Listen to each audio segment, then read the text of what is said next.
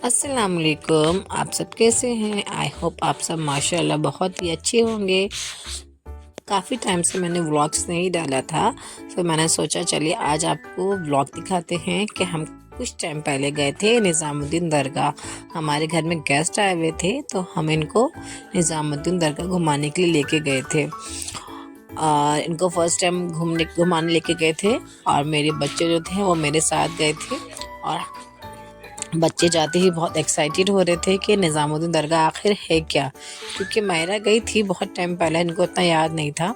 और दरगाह जाते ही बच्चे खुश हो गए, बच्चों को फ्लावर्स और ये सब दिखने लगे, टॉयज़ वगैरह, और बच्चे ज़िद करने लगे। मैंने कहा बेटा चलो पहले अंदर चलते हैं, और जो प्रोसेस होता है वो उसको पहले फॉलो कर लेते हैं। और जब आपको तो पता है निज़ामुद्दीन जहाँ जाओ तो वहाँ पहले चप्पल उतारने के लिए फरमाइशी होती है कि चप्पल यहाँ रख दो, यहाँ रख दो। हम बाहरी चप्पल रख के और वज़ू बना के अंदर आ गए थे। और यहाँ जो थी सबसे पहले आके हमने यहाँ पर अगरबत्ती को दिया, और अगरबत्ती जलाई यहाँ पर। और अगरबत्ती जलाते हुए यहाँ पर कुछ पैसे हमें देना पड़ता है, कि दान करना पड़ता है।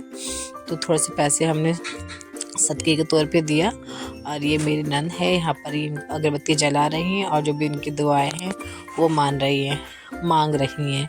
एक्चुअली मैंने चादर नहीं चढ़ाई थी, क्योंकि मेरे शौहर नहीं गए थे, और मुझे इतना ज़्यादा इन सब चीज़ में इंटरेस्ट नहीं होता है, तो मैंने इस सब चीज़ को फॉलो नहीं करती हूँ। तो खैर मैंने नहीं चढ़ाया था, मेरी जो नंद आई थी उन्होंने ही वो गई थी, इनको शौक़ था जाने का, तो मैं इनको बस लेके गई थी घुमाने के लिए, कि मैंने चलिए आपको घुमा के ले आती हूँ मैं आपको। तो यहाँ पर बहुत सारे कब्र थे, बच्चों को नहीं पता था ये सब क्या है। मैंने इनको बताया कि बेटा जो हमारे पीर मुरीद जो होते हैं, बहुत बड़े बड़े आलिम जो होते हैं, वो सब इंतकाल जो कर गए हैं, इनकी कब्र है यहाँ पर। और जो पहले जो थी दुआ मांग के जलाई इन्होंने अगरबत्ती, उसके बाद ये सबको जो तेल होता है वो तेल लगा दी थी। मैंने कहा चलिए मुझे भी लगा दीजिए थोड़ा सा तेल। मैं अक्सर बोली क्या कर दिया मम्मा मुझे फूफी ने। मैंने कुछ नहीं करा बेटा, दुआ है, दुआ मांगी, फूफी ने तेल लगाया। इसके बाद ख्वाजा अमीर खुसरो की यहाँ पर कब्र थी, तो हम इनके पास गए, और सब लोग यहाँ बैठते हैं। यहाँ लेडीज़ अंदर अलाउ नहीं होती, आप सब जानते होंगे, अगर आप सब गए हैं तो लेडीज़ बाहर बैठती हैं और जेंट्स होते अंदर जाते हैं अपनी चादर चढ़ाने के लिए। तो हमने चादर दे दी थी यहाँ पर जो थे इनको, और वो जिन्होंने अंदर चढ़ा दी थी, और हम सब बाहर ही बैठे हुए थे।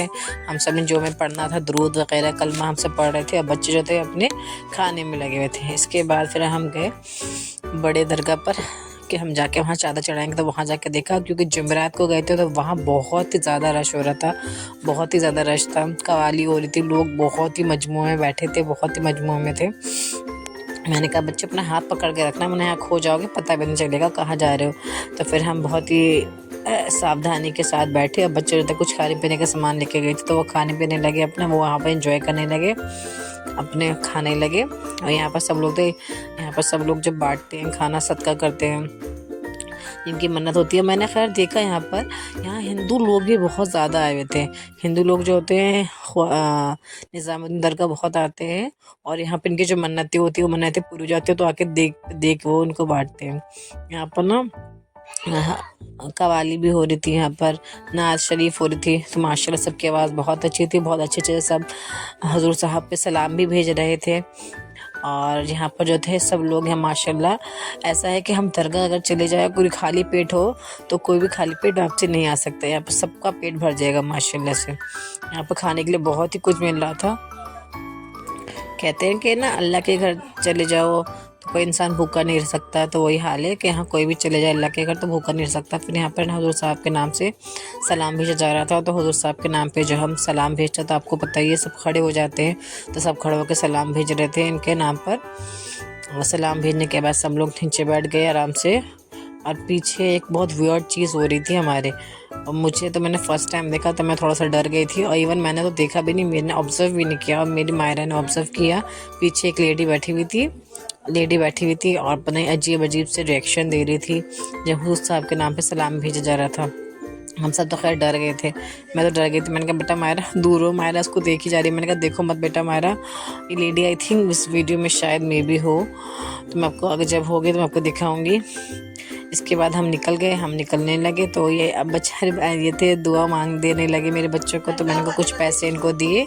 कुछ पैसे देने के बाद मैंने इनको फिर उन्होंने मेरी ऐज़ल को गोदी लिया और बहुत प्यार किया।